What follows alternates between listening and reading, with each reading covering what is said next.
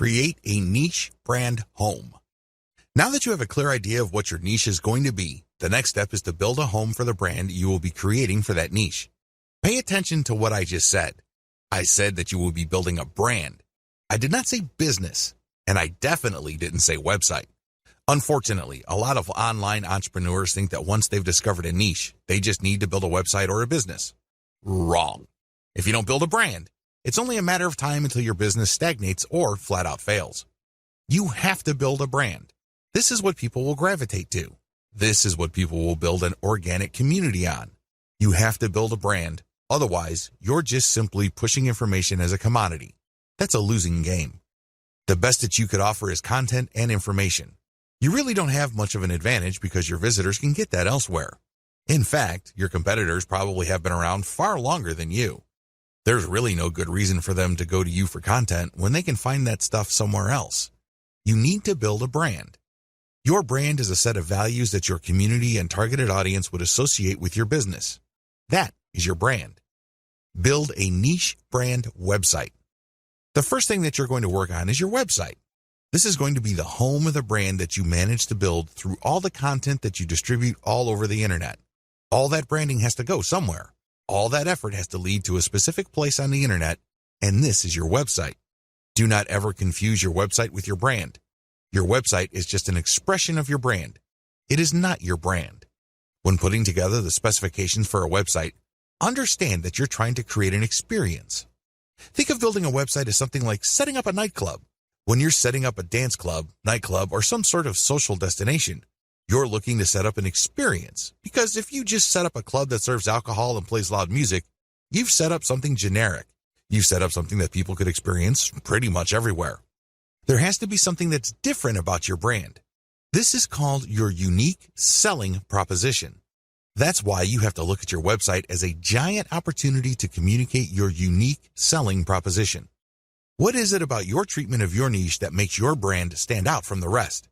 Unfortunately, only you can answer that question.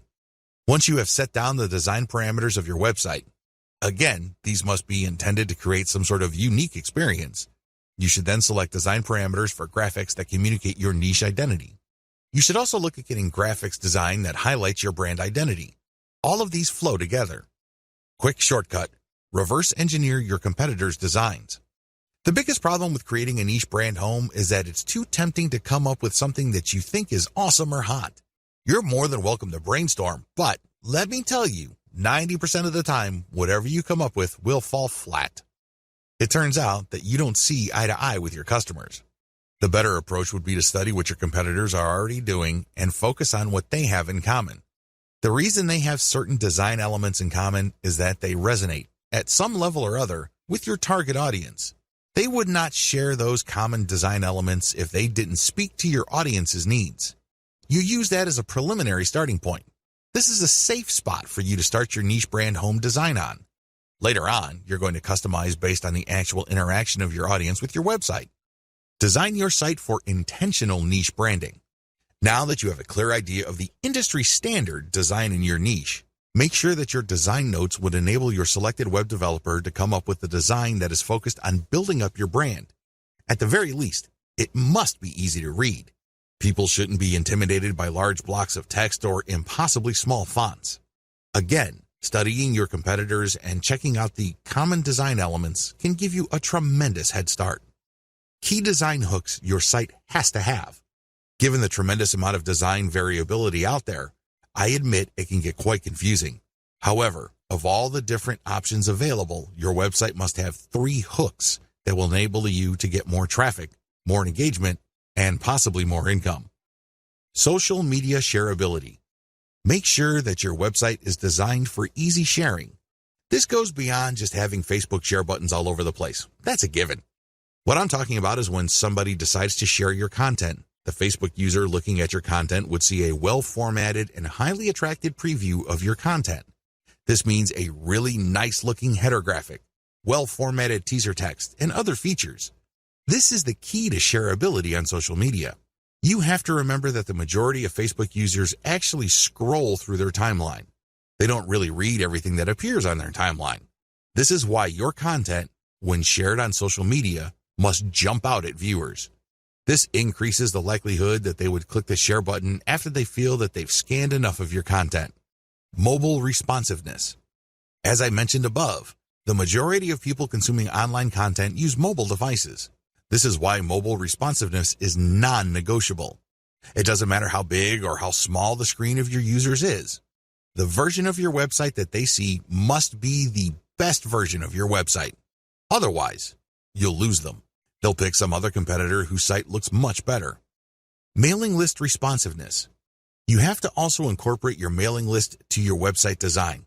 This should not be treated as an afterthought. Instead, you should look at your overall website design from the homepage, the top level, the category level, to the post level to see whether the design pushes people to sign up for your mailing list.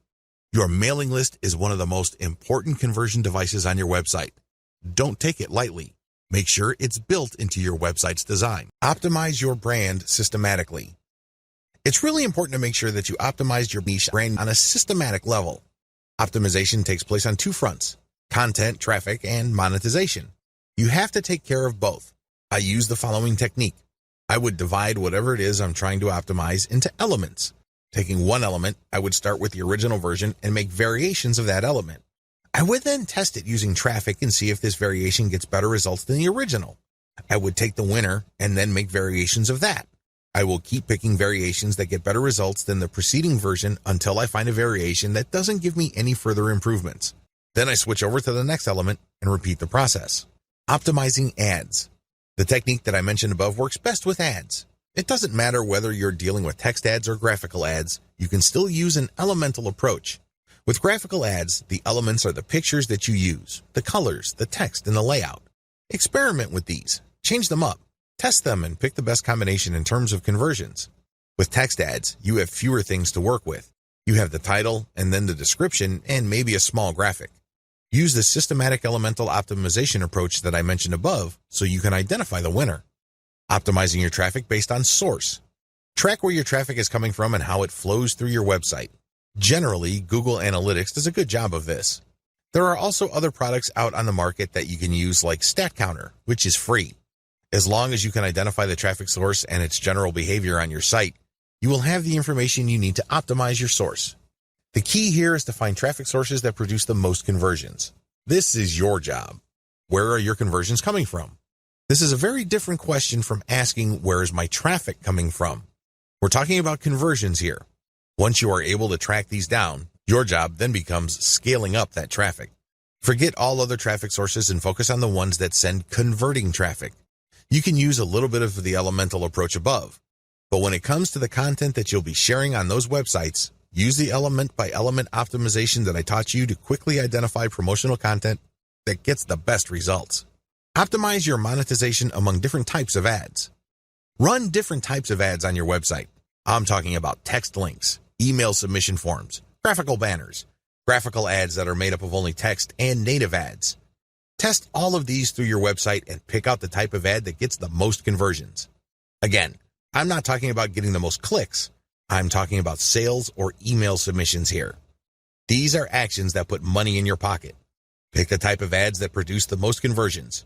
Maybe these are text links. Maybe these are graphical banners. It really all depends on your website. But at the end of the day, you need to pick 3 of them. These are the top 3 money-making ad types. Optimize your monetization among ad sponsors or products. Now that you have identified the types of ads that produce the most conversions, promote different sponsors using these types of ads. The key here is to identify the top 3 sponsors or monetization methods that convert the best. By optimizing your website on a systematic basis, you pretty much guarantee your paycheck.